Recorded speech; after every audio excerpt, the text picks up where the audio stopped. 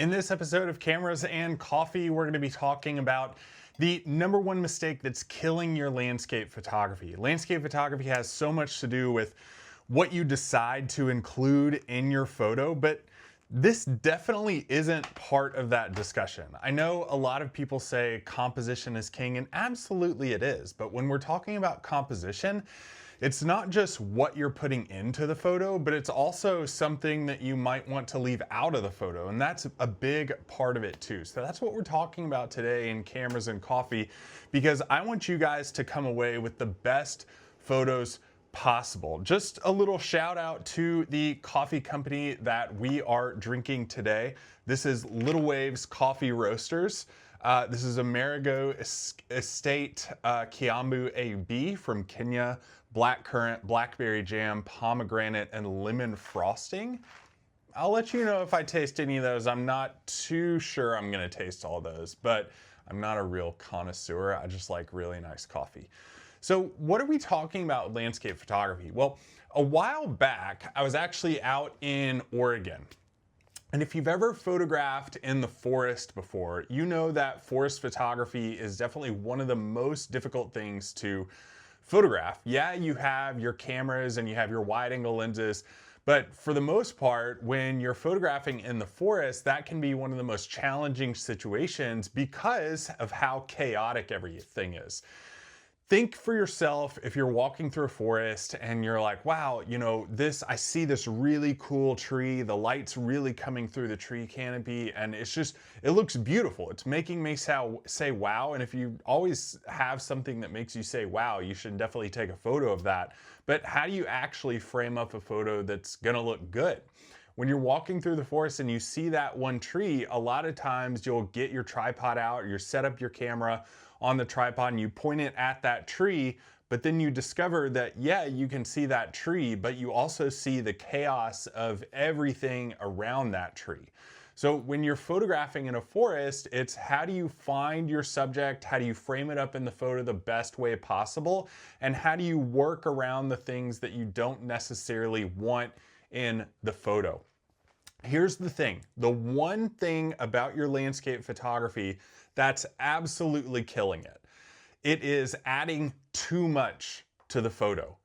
And I know that's maybe not the most revolutionary thought that you've ever thought of before, but so many times you're taking a photo that is actually two photos living in one frame. Here's what I mean by that. A lot of times you'll get your camera out and you'll take a photo. You'll take a photo with a wide angle lens. Let's just say you're using a wide angle lens like this. This is just a 12 to 45 millimeter wide angle lens. You take the photo and you go wide because that's what you think you should do. You try to add a foreground in there. You try to get the tree that you see in the forest in the background. So many times you think maybe you've nailed the shot here. What happens in this situation is a lot of times you start to see all these little things on the edges of the frame and you're like, yeah, I captured the tree that I wanted to capture and took that photo, but now what? There's a lot of this other stuff in the photo that maybe I don't necessarily want in there. If you find yourself saying those things and you find yourself going through the process of being a little bit discouraged or frustrated by your photography, don't get too down on yourself. What I would have you do instead of just using a wide angle lens or something like that, or even a mid-range lens like a 35 to a 50 millimeter, instead grab something like a big telephoto lens. A 150 to 600 is what I have here. When you use a big telephoto lens, you can seclude out those little sections. I feel like a lot of photographers, especially when they're starting out, believe that they're supposed to be using a wide angle lens for landscape photography, which sometimes you are. But take a look at that wide angle lens photo that you're taking and see if you're actually taking two photos in one.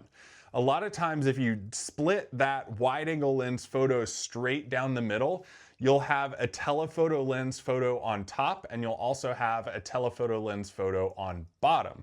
Now, those photos aren't just split down the center. Obviously, you have to work with them a little bit and try to frame up exactly what you want that photo to look like. But for the most part, a lot of photographers are just adding too much into one photo, and they're not letting those two separate images, or maybe even 3 to 4, live on their own or live in their own photo. What do I mean by that, living in their own photo? Well, it's just reframing the shot to take the photo that you want to get. Here's exactly how you do that. When you're taking the photo, use something called the 2-minute rule. When you have a 2-minute rule, you're taking a photo and then you're stepping back for 2 minutes. You're not allowed to touch the camera. You're not allowed to take another photo. You're just looking at the overall photo and you're saying, is this too cluttered? Is this not, am I not photographing the subject exactly how I want to? What's going on here? Is the photo exactly how I want it to be? Are there things I can remove from the photo, or are there things I can add into the photo? Those are the main kinds of questions that you want to be asking yourself when you're going out and you're taking these images. Because a lot of times, more often than not, if I get a photo into the critique session with Landscape Photography University, if you're not a member yet, I highly suggest that you start signing up for that as soon as possible. Link down below in the video description.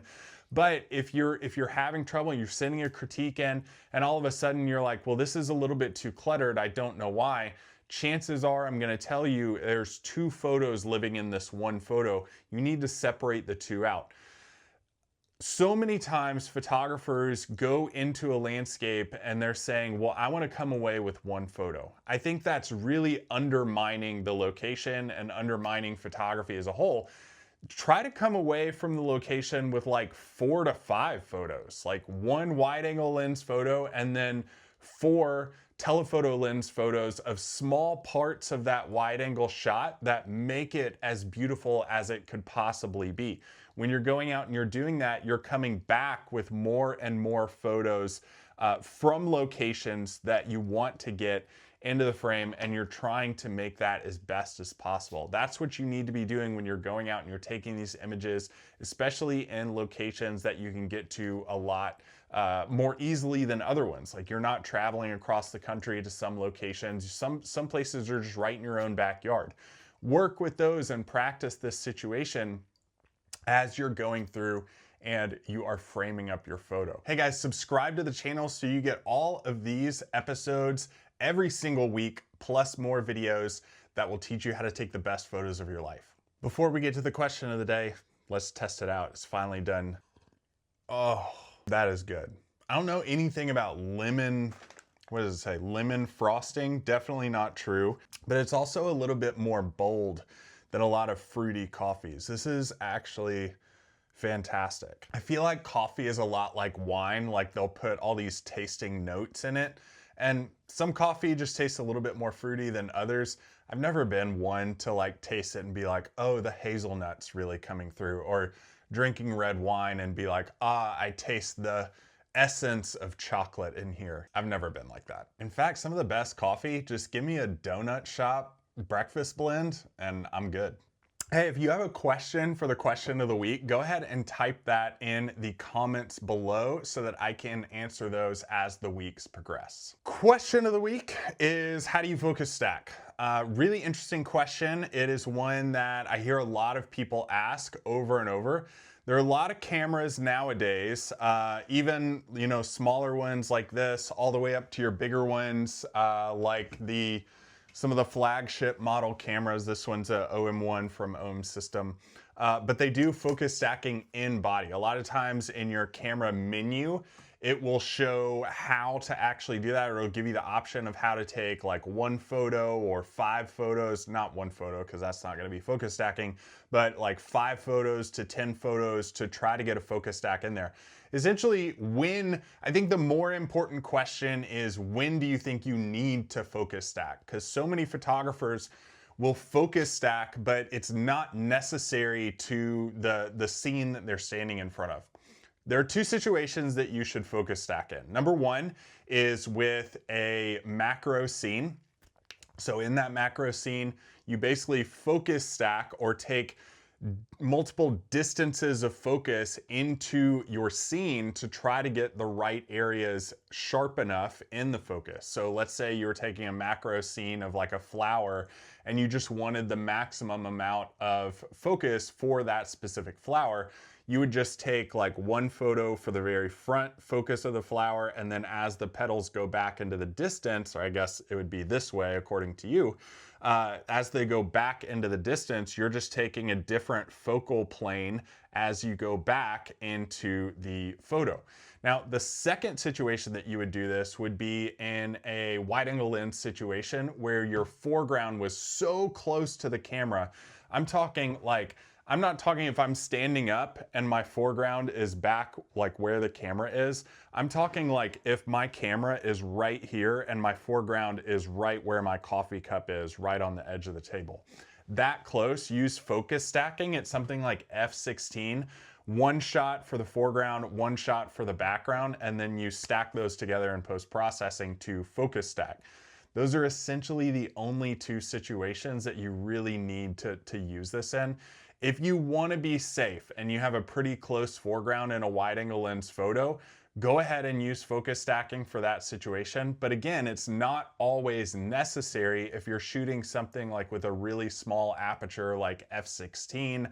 That's going to do a pretty good job of getting everything in what's called acceptable focus. Now, if you have acceptable focus, that's acceptable to the viewer's eye, and you can see in focus throughout the entire photo.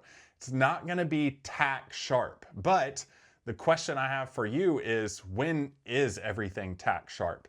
Even while I look at the camera right now, the background behind the camera is a little bit blurry because that's how the human eye works. If I look out my window over here, I might see some trees and some clouds in the distance, but the clouds are going to be a little bit more blurry than the trees because I'm focusing my eye on the trees. So does everything have to be tack sharp? It's up to the photographer really, but in my opinion, in prints and ways that I've taught in workshops all around the world, no, that's not really how I do it. I like to keep the process simple. Now, what does that process look like? Maybe you're a photographer and you're sitting on the other side of this camera and you're saying, I would love to for this year or right now be the point where I take my photography seriously. I want to create photos with wow factor. I want to know exactly how to go in the field and do what he's talking about in this video. I would highly encourage you to email me or link in the video description below to sign up for a call to chat with me one-on-one about what's called Landscape Photography University Accelerate.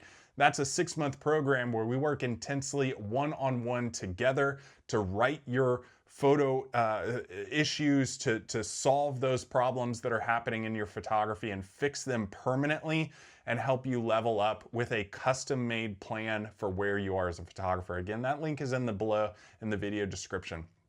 So this is what you need to do with your photography. Really be direct, really understand what's going on in the scene, get to the locations at the right time to get the right shot, and then have a process to edit in about 5 minutes flat per photo, and you'll be good to go. It's exactly what I teach in Accelerate. If you want more information on that, let me know.